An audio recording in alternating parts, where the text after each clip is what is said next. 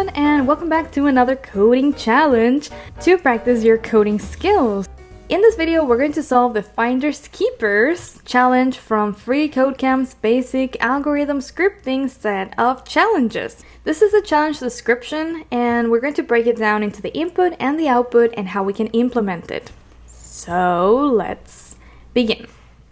Create a function that looks through an array, and the array will be called R, and returns the first element in it that passes a truth test.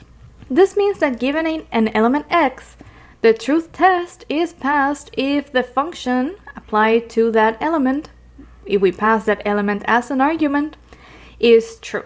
If no element in the array passes the test, then the function should return undefined. That was quite a lot in just one paragraph, right? It has many different details and many things that can affect the problem-solving techniques that we use. So let's take a look at it a second time, more slowly, and let's try to extract the most important details and the logic of the code. First of all, we know that we have to define a function. And this function will have a particular purpose. It will look through an array. Looking through is kind of like another way of saying that it has to go through the elements of the array sequentially with a specific goal. What is that goal? It will look through the array and it will return the first element in that array, the first element, so it will return one value, the first value that passes a given truth test.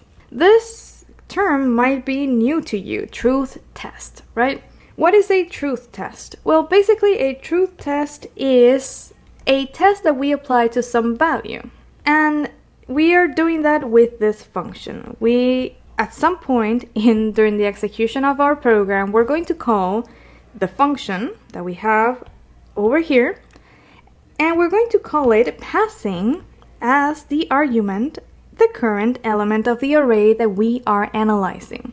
Let's say that we have this array 1, 2, 3, 4, and our function will have to go through each element in the array one by one in a way that we haven't yet determined because we have to implement our function, but at some point it will be calling the function and it will pass each one of these values like this as an argument to that function. Somehow we're going to do that. Usually, if we have a clear intuition of this process, we know that it should use some type of loop or looping technique to go through all the elements in this array one by one.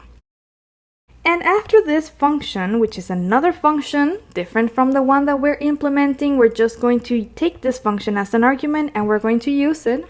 This function will return either true or false based on some test that it will perform. This is something that we will not be implementing. It's very important to know that we are not going to implement this function.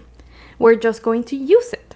Using a technique called higher order programming, we're going to take the function, this function, as an argument in our function and we're going to use it.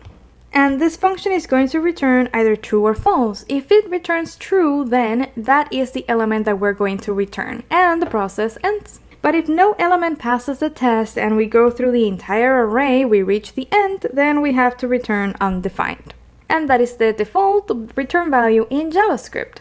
That's a more detailed overview of this problem, so now let's focus on actually the input and output.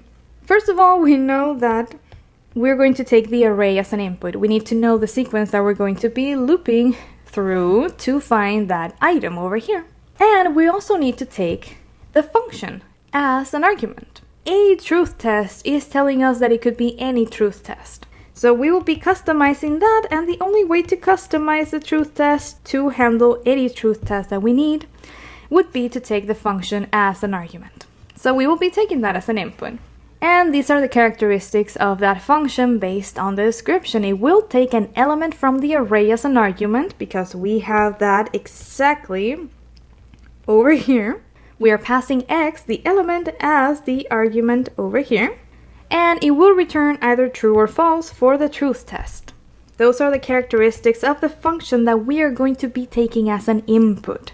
as an input. That's very important. We're not going to define it. We're not going to define func. Our goal is to define the function findElement. But findElement at some point will be using this function that will be taken as an input. And now, if we focus on the output, we see return right here. What are we going to return? The first element in the array that passes the truth test. And undefined if no element passes the test. So let's continue and let's dive into the code now that we know what we have to do. Here we are in Visual Studio Code, and here I have the starter code. This function is defined but not implemented, and our task is to implement it to meet the requirements. Over here we can see the function definition. It's called findElement, and it takes two arguments, two parameters, are the array and the function that we're going to apply. We also see some starter code over here, but we are going to use a different technique that will not need to store anything in this variable. So I'm going to just delete this starter code, and we're going to start using a for loop. But we're not going to use like the typical for loop. We're going to use a different type of loop, a for of loop. This type of loop lets you iterate over the elements of an array one by one, like this. So we're going to do something for every element in this array that we are taking as a parameter. And what do we have to do for each one of these elements? Well, we have to check if the element actually passes the truth test provided by this function. Okay, so what are we going to check? We're going to check if the function, this one, applied to the element that we have over here, the element of the array, is true. And we can do that directly here in the condition. If this function returns either true or false, that would be equivalent to doing something like this. But it will be much more concise. We do not have to compare this to true or false because it will already be true or false here, and the condition will be true or false directly. And if that result, if that return value is true, what do we have to do? If it's true, then that means that this is the first element that passes the truth test. And in that case, we need to return the element. Remember the problem description, we had to return the actual element, the first element that passed the truth test. And based on that result, we will return the element or we will continue the process. This for loop will iterate over all the elements in the array, and it will only stop with this return statement. Else it will just reach the end of the array and the function will stop returning undefined by default. Here, let me just copy and paste the test cases that we have on freeCodeCamp's website. We find this function call to findElement. I'm going to print the output with console.log for both of them. And we can see that the first arguments are the actual arrays, and the second arguments are functions. We are just passing this function over here as an argument, and then this function will be applied to every single element in the array one by one. We can see that this will return either true or false because it's checking if the number or if the element that we have over here is even. If the value is even, it will return true, but if it's odd, it will return false. Over here in the body of the function that we are passing as an argument, we could write any type of test that we need. We can customize this argument function as much as we need to. That is great, right? Higher order programming is just an amazing technique, and please let me know if you would like me to record a video on higher order programming to show you more details about how this works. Over here we can see the output, exactly what we expected. The first call to findElement returns the value 8 because this is the first element in the array that is even. The first element in the array that actually returns true for this test that we have here in the function. And over here we see undefined because none of these elements pass the truth test. This function is false for all of these elements. Great work! Challenge completed. Please like and subscribe if you found this video helpful. Thank you. And I will see you in the next video.